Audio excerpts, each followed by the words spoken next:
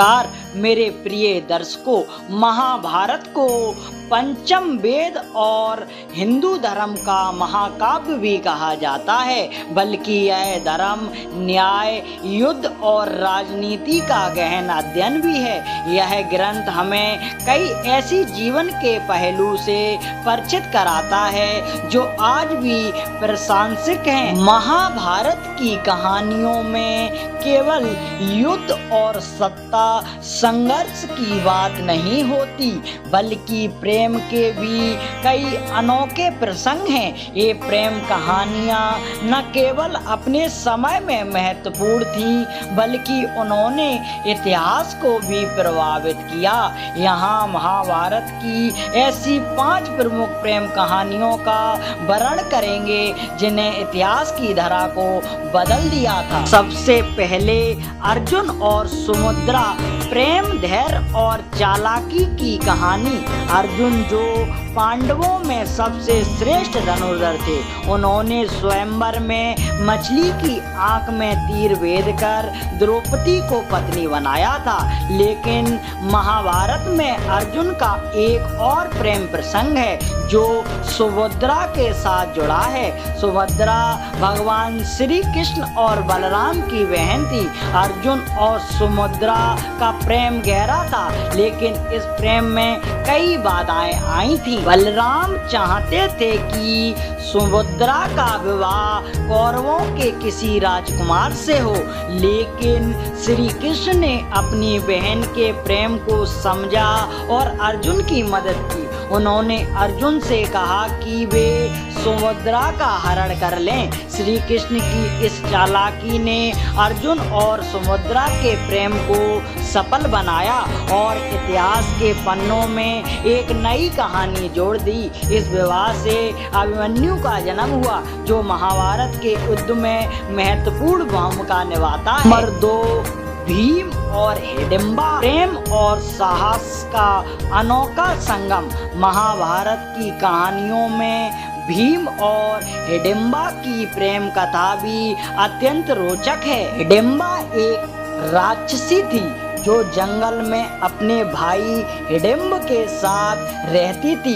भीम जब अपने भाइयों और माता कुंती के साथ जंगल में निवास कर रहे थे, तब हिडिंबा ने भीम को देखा और उनके साहस और वीरता पर मोहित हो गई। हिडिंबा ने भीम से विवाह का प्रस्ताव रखा, लेकिन कुंती ने यह शर्त रखी कि भीम केवल 1 वर्ष तक ही हिडिंबा के साथ रह सकते हैं। हिडिंबा ने इस शर्त को स्वीकार कर लिया और भीम से विवाह किया।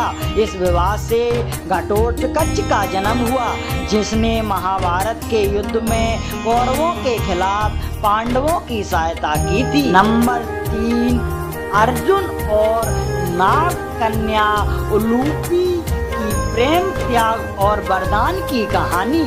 महाभारत के एकांतवास के दौरान अर्जुन को नाग कन्या उलूपी से प्रेम हो गया। उलूपी ने अर्जुन को नागलोक में ले जाकर उनसे विवाह का अनुरोध किया। अर्जुन ने इस प्रेम को स्वीकार किया और उनसे विवाह किया। विवाह के बाद उलूपी ने अर्जुन को एक विशेष वरदान दिया कि वे सभी जलचरों के स्वामी बन जाएंगे। उलूपी के इस वरदान ने अर्जुन को एक नई शक्ति दी और यह प्रेम प्रसंग महाभारत की कहानियों में अनोखा स्थान रखता है।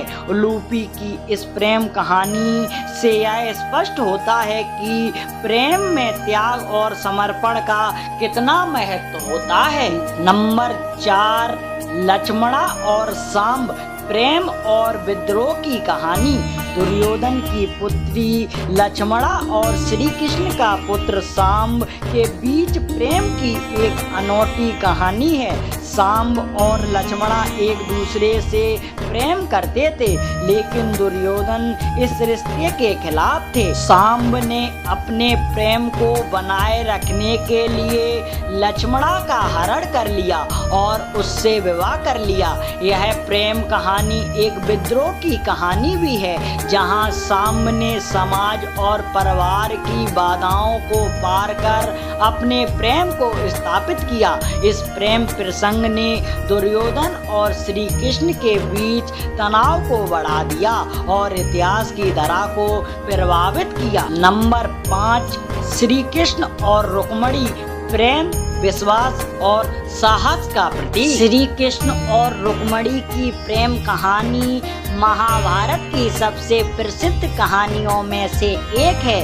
राजा भीष्म की पुत्री रुक्मिणी ने मन ही मन में श्री कृष्ण को अपना पति मान लिया था, लेकिन रुक्मिणी के भाई रुक्मी ने उसका विवाह शिशुपाल से तय कर दिया। रुक्मिणी ने श्री कृष्ण को संदेश भेजा और उनकी मदद मांगी। श्री कृष्ण ने अपनी प्रेमिका का हरण किया और उनसे विवाह किया। यह प्रेम कहानी केवल प्रेम की कहानी नहीं, बल्कि साहस और विश्वास की भी कहानी है। श्री कृष्ण और रुक्मिणी का विवाह उस समय के सामाजिक नियमों और बंधनों को चुनौती देने वाला था और इसने इतिहास में एक नई मिसाल कायम की। महाभारत की ये प्रेम कहानियाँ केवल ऐतिहासिक घटनाएं नहीं, बल्कि ये धर्म, न्याय, प्रेम और राजनीति के अद्वितीय उदाहरण भी प्रस्तुत करती है। इन कहानियों ने न केवल उस समय के समाज को प्रभावित किया,